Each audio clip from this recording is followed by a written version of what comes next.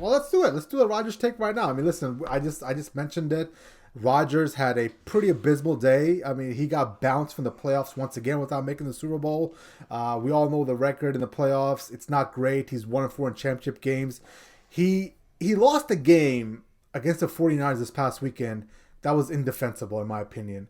And I think the key to what I saw on Saturday night from Aaron Rodgers was he looked really, really bugged and annoyed to even be out there. You feel me? Like he looked like he didn't want to be out there. And I think that translated over to his play. Like the stats alone, his numbers weren't great. He didn't score a touchdown, I believe.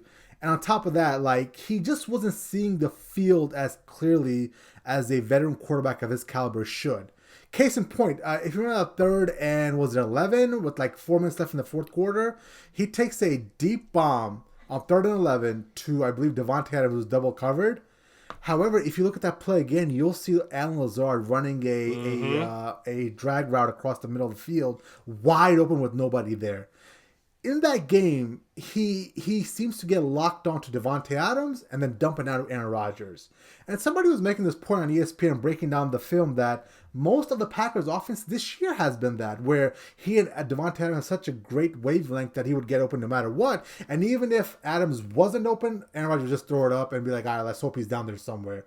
And if that wasn't the case, you're dumping out Aaron Rodgers, and that was basically the whole offense. And you saw that manifest itself. You saw the 49ers made a concerted effort to take away Devontae Adams and said, go to somebody else, and he couldn't find somebody else. That's the most alarming part about this is I feel like he not regressed, because when you're at that level of quarterback play, MVP or whatever it is, like you don't regress.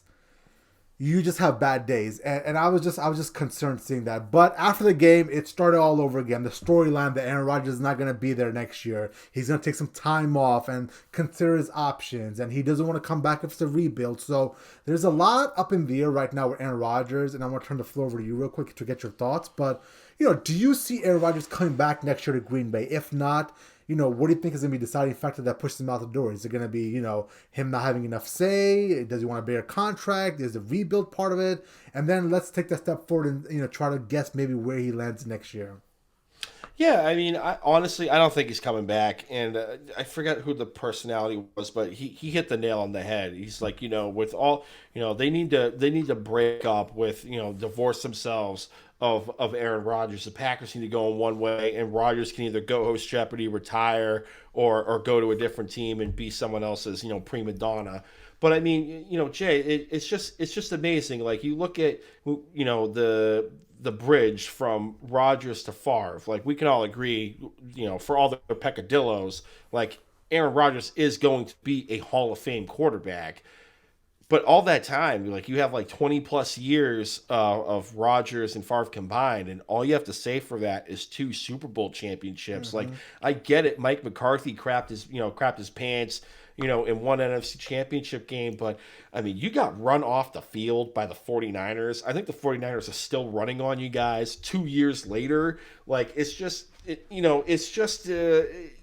all this, kerfuffle and all this issue with the offseason, and Brian Gutekunst is an a-hole, and I can't get an audible from my new head coach at the time, Matt LaFleur. Like there's just so much drama for a guy that wilts in the playoffs.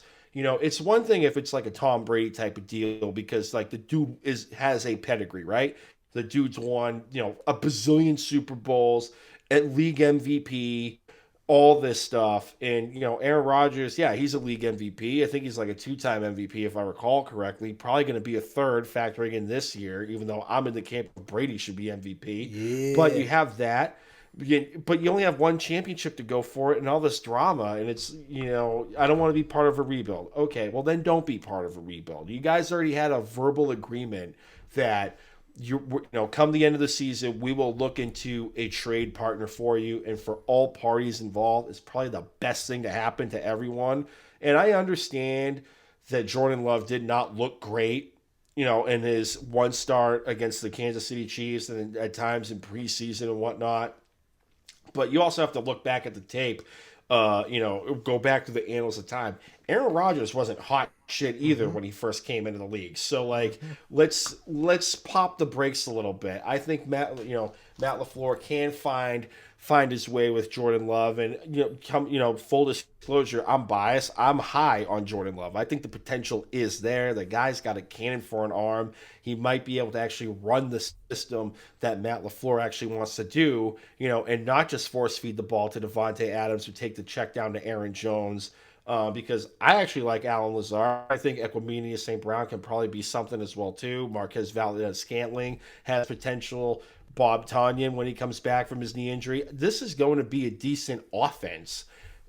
I think Jordan Love can bring out some of the stuff that LaFleur wants to do without the additional baggage. Now that's probably going to set Green Bay YouTube and Twitter aflame, but seriously, take a step back, take a breath, look at what Aaron Rodgers did before he became the bad man that Stephen A. Smith had him listed as up until 3 days ago, and you'll see that Aaron Rodgers had the same issues as well. So for all things involved, I think it's best for a divorce. And to answer your question, I think if he's going anywhere, the Denver Broncos are going to be the suitor.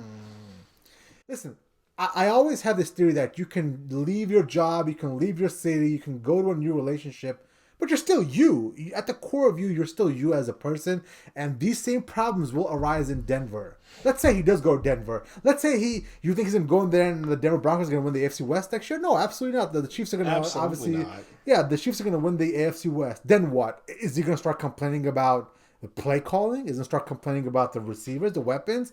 I feel like he is who he is no matter where he goes, whether it's in Green Bay or in Denver. And if I had to guess, just throw a venture out there, I think it makes complete sense to go to Pittsburgh.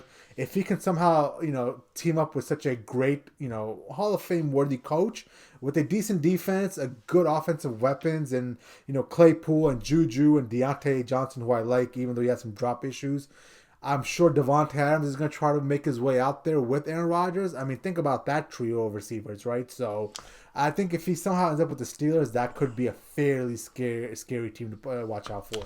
Yeah, and considering all the stuff that Mike Tomlin has experience with dealing with prima donnas, I hereby declare that from here on out, Mike Tomlin is the patron saint. Mike Tomlin, the patron saint of prima donnas. So, if anyone's going to manage that personality in that locker room, it's going to be Mike Tomlin. I can definitely see that. I just said, me personally, I just got Denver ahead a smidge in the clubhouse, but I wouldn't be surprised if Pittsburgh made a move, just because, what's your other option? Mason Rudolph and Dwayne Haskins? Yeah, that's pretty bad. Yeah.